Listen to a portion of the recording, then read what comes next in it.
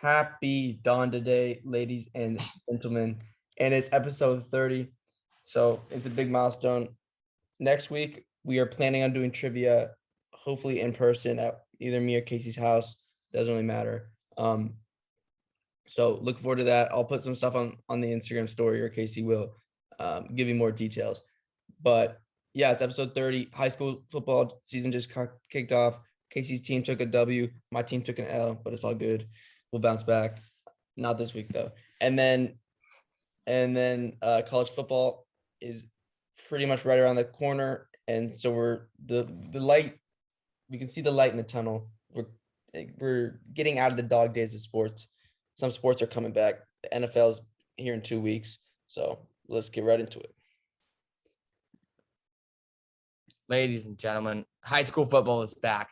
Every Friday night for the next 10 to 15 weeks, if we're counting playoffs, we're gonna have high school football.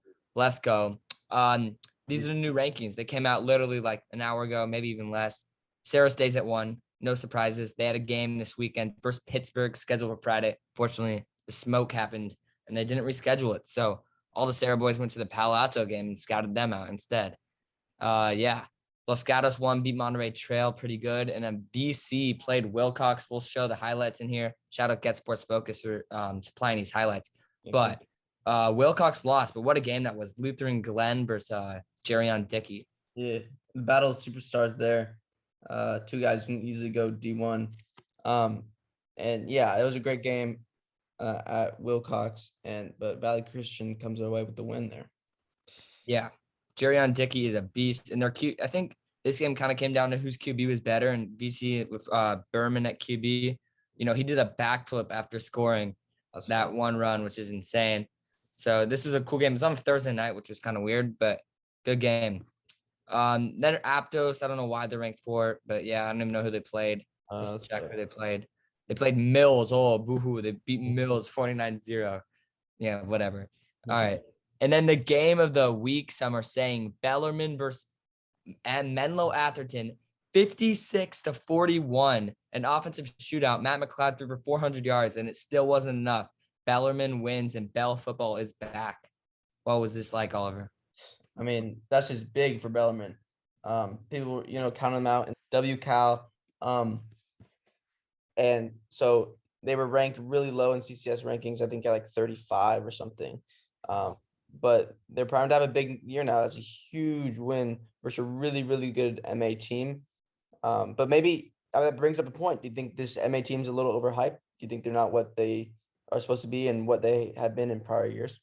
I mean, obviously the defense is not the same. The MA teams in the last 5 years have not ever given up 57 or 56 points, whatever they did. That is unlike them. I think the offense is still there, but they lost just a lot of cats on the offensive line, like a lot of them. But they still have Moss, Jeremiah Irby, Jordan. Yeah, I was about to say Bellarmine must have been thrown away from Jeremiah Irby, or else he's overrated or something. Jordan Middle School just produces these wide receivers every year with Jameer Shepard, Troy Franklin, Jeremiah Irby. Yeah, and so I mean, shout out Jordan Middle School and Devontae Adams, of course. Yeah, for sure. Him. So yeah, but I mean, what a game this was. Yeah, Wade Smith's an absolute beast for the Bells. And 2 years ago, Sacred Heart High School, they played Bellarmine in the playoffs and we smoked them. And I was like, what's happening to Bellarmine? Because they used to be such a powerhouse. So I think now they're officially back. They don't run that Bell formation anymore, which is a little outdated. So yeah, we talked about Wilcox and then SI. Oliver, I'll let you talk about them. Your school lost them. Do you think this team's legit? I think they're a solid team. They're well coached. They're very disciplined. I mean, they barely got any penalties when it came down to disciplinary things. Never really offsides. Most of that's kind of where Pally fell, was penalties. We committed way too many. We're drive killers because we had to go like 2nd and 10s became 2nd and 20s, which became 3rd and 10s, which just made the drives way longer. I mean, way harder to convert. So yeah, it's a good team, but I think they're a pretty beatable team. Oliver Bly and the two Olivers, Oliver Bly and Oliver Stewart. Stewart's a big tight end target at 6'4", 260.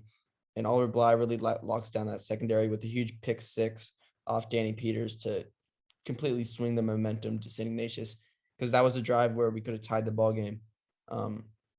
So yeah, they're really good team. Like I said, as St. Ignatius will always be, but I think Sacred Heart, who plays them next year, can definitely knock them off. Yeah, they play him next week. I mean, we watched that film. They throw the ball a ton. I thoughts on the QB. I mean, I believe his name's like Aiden Smith or something, but he's a solid, makes some good throws. It's hard to tell my read on him yet, Yeah, I mean, I thought watching film, I thought he'd be. Well, I didn't watch that much film because I knew I wasn't playing, but I thought he was a more run heavy quarterback. Like I thought he would scramble, but was not the case. Really big pocket presence. They don't take many deep shots. They'll settle for the small dump downs, but that's enough. And they rarely do run the ball, but their run game is effective. So yeah, absolutely. Yeah, I mean, this SI team is very disciplined, and we now welcome on our most probably. He's been on this show probably the most of any guest ever. It's Jonathan Macris. I mean, Johnny, today we're talking about high school football today, and I want to get a read on it. How do you feel about the St. Ignatius team? I mean, they just beat a pretty solid Palo Alto High team, and they're playing a Sacred Heart Prep Gators team next week. So what's your thoughts on it? Marburg, I know you're on the call, but I mean, Palo didn't seem to impress me very much at all. Partially that was probably because you're not playing, obviously. But anyway, I saw it didn't impress me either, though. I think their quarterback had a ton of overthrows. Their line looked good. Their tight end looked good.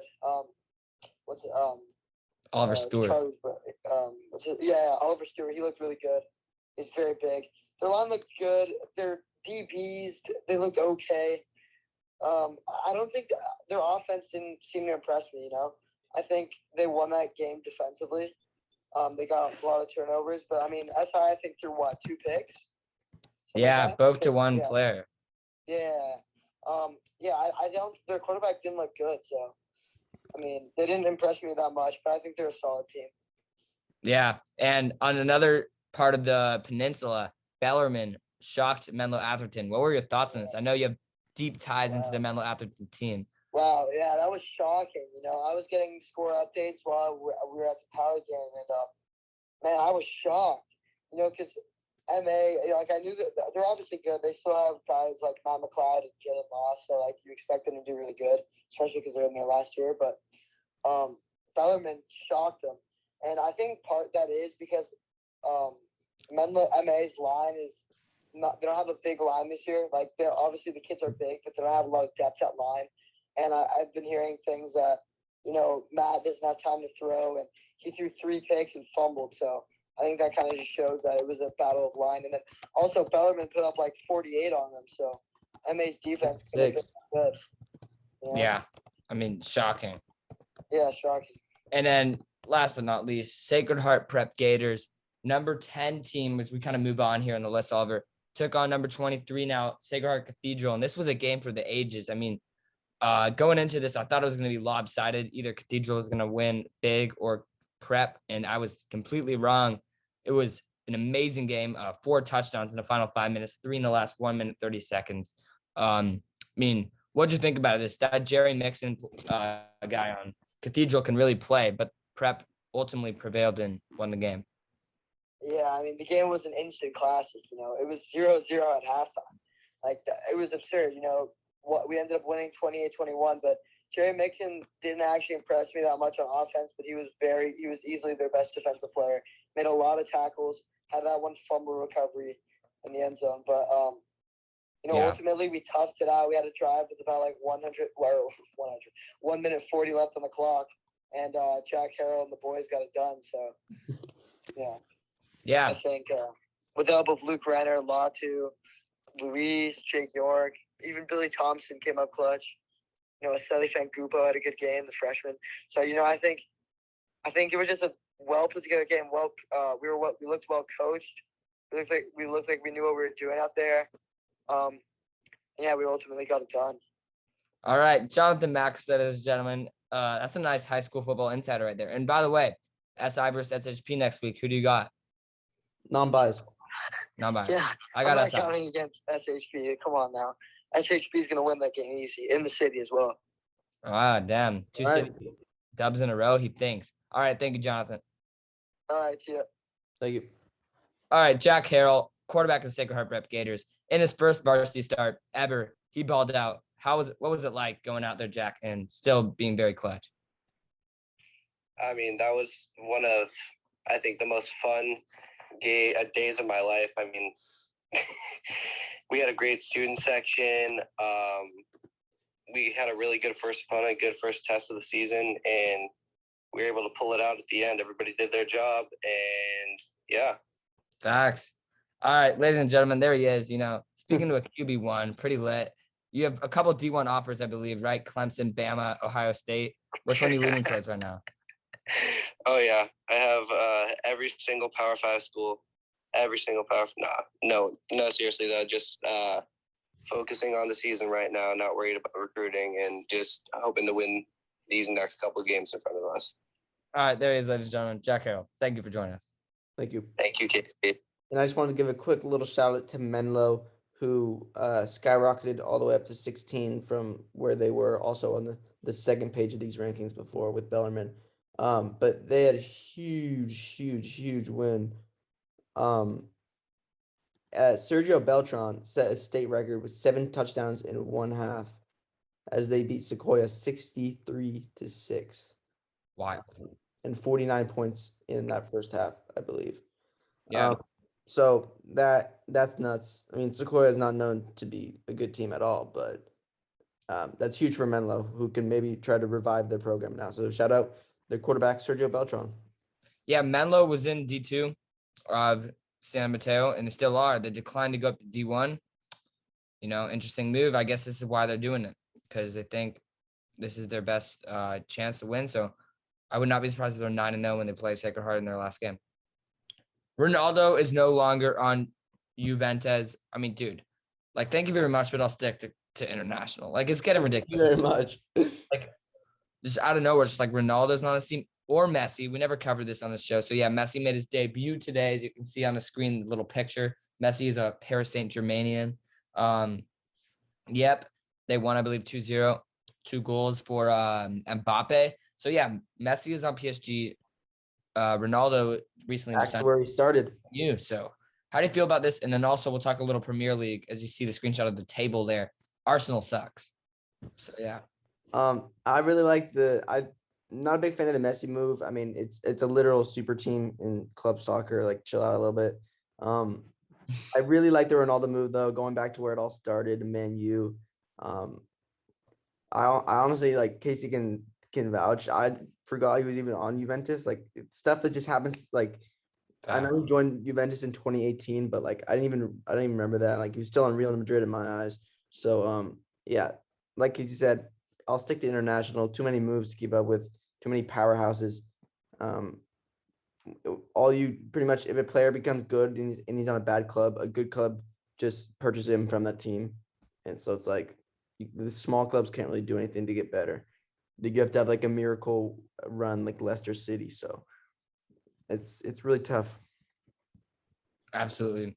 I mean, yeah, it's just weird. But yeah, I'm a big international soccer guy. And I mean, you can tell we're down bad because we're talking about soccer, club soccer right now.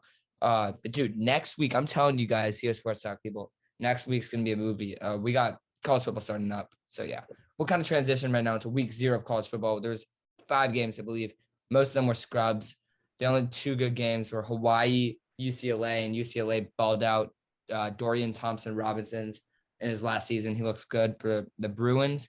And the other game was Illinois, Nebraska, and Nebraska continues to struggle as Illinois won. So yeah. Yeah.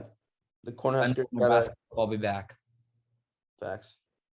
The Cornhuskers continue to struggle, and they're not the program they used to be. Power 5 powerhouse. But yeah, Illinois, good win for them, and good win for UCLA beating the Fighting Rainbows or Rainbow Warriors or whatever. All right, so this weekend's the first weekend of college football, and just we're going to cover a few games to look out for. Thursday it all starts. Nothing really good on Thursday. Friday as well, nothing too interesting. However, Saturday gets kicked off. Some top 25 ranked games. We got Penn State and Wisconsin. That will be fun.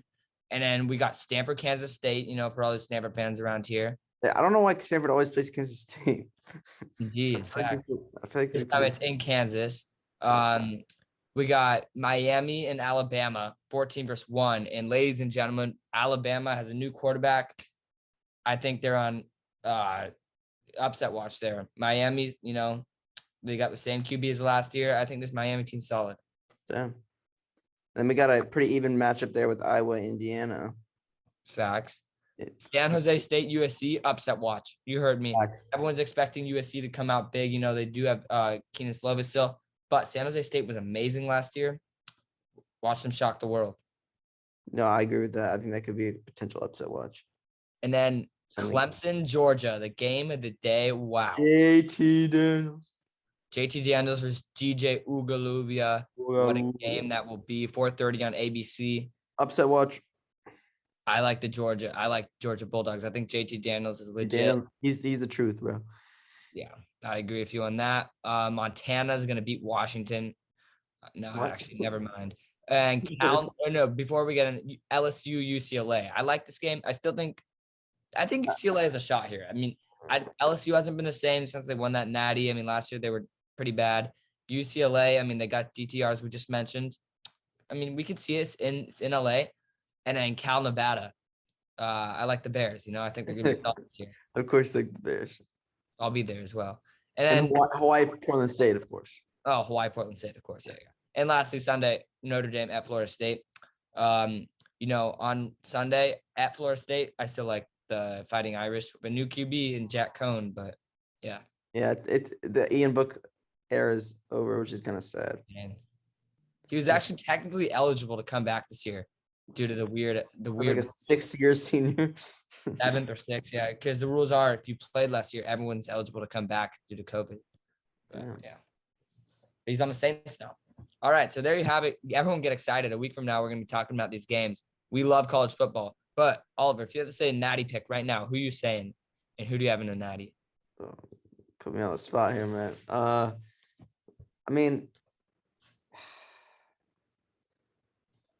really do like this Georgia team at 5. I think, and I also like this UNC team with Sam Howell. Oh, yeah. But I don't think they're gonna be natty. It's easy pick, but I'm gonna go Alabama again. God, this kid with Bryce Young at QB. You can't pick against the Alabama until they prove that until they prove that you can doubt them. Who do you got? I got the Oklahoma Sooners. I forgot about Oklahoma low key, but that's a good pick. Spencer Rattler. I think they finally do it. Rattler, had a good year last year. I think he either wins the Heisman or Chase Garbers from Cal. Maybe Sam Howell has a chance. Watch out for Ole Miss's QB too, and what's his name? But he's beats me. Brock Purdy from Iowa State, solid QB. And Brock Purdy. Yeah, but dude, college football is almost back. I'm so hyped for college football. I don't know what you're on about if you're not hyped for college football. I don't know what you're on about. Let's go. College football is, we're in the point where we got Friday, Saturday, and Sunday football every week for the next, 12. And NFL's coming back soon. I'm so excited. So excited. Let's go. So, all right, ladies and gentlemen, here we go. Football season. Football season. End it with a little Giants talk, and then we'll call it a day. A good road trip for the Giants, going 6-3 across 3 series, winning the first two games to 1 versus the Athletics and the Mets, but dropping the third series. The first series that we lost since July 24th, I believe, to the Pittsburgh Pirates of all teams. Ben Gamble and company came into our park and beat us. That was the last series we had lost before then. But we drop it to Atlanta Braves. I didn't watch the series too much. But yeah, Jorge Soler popped off. Austin Riley popped off.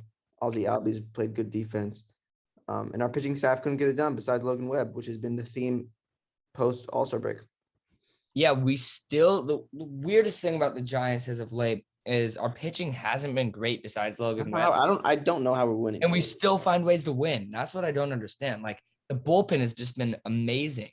Like we have these, and then I mean, Gabe Kapler said this in end of June. The thing that worries him most about the entire season is starting pitching health, and that's really started to hit on this. Cueto was out. Desclafani has been in and out for the last like 6 weeks. Gosman, I was up and down on IR, weird stuff. He hasn't been the same. Webb's been amazing since he came back. And then one more would be Alex Wood, who's actually stayed healthy, but he's kind of, he'll go 5 innings and have 1 blow-up inning. But he's been all right. So yeah. But Lostella's been good as of late, Wilmer. So when we find ways to win this game, that's all that matters. Hopefully we can stay consistent when it comes to October, though. I mean, the Braves series, we lost a tough one, 5-6. We blew the game in the late innings after having a 3-0 lead, I think. Second one, Logan Webb Day, we win 5-0, and then we lose 9-0. And today, and even got a Austin Slater pitching appearance. So that's when it's not that good of a game. But when the Dodgers lose, when we lose, the Dodgers lose, and when we win, the Dodgers win. So we lost. So of course, the Dodgers lost. So that's good news for us. We're still up on the division. I just love Logan Webb. Great guy. Sammy Schlong actually had a good start too against the Mets. Schlong, yeah, he's a great start. But I'm never feeling too confident on Sammy Long days. Yeah. All right. What a great 30th episode of CO Sports Talk. And we will have a special due to the 30th episode coming up soon. So get hyped. So what a great episode. High school football's back. College football's back next week. And 2 weeks from now, NFL is back. So life's getting good again. It will be our first time ever on CO Sports Talk with, high school football well, not really high school, but with college football and NFL in the fall. So we'll, recap the games, of course. And we're excited. We'll be filming them Sunday nights right after the games end. So it's going to be awesome. When football concludes, we will be filming. So get hyped. Get hyped. We are a football podcast. See you in episode 31. Peace.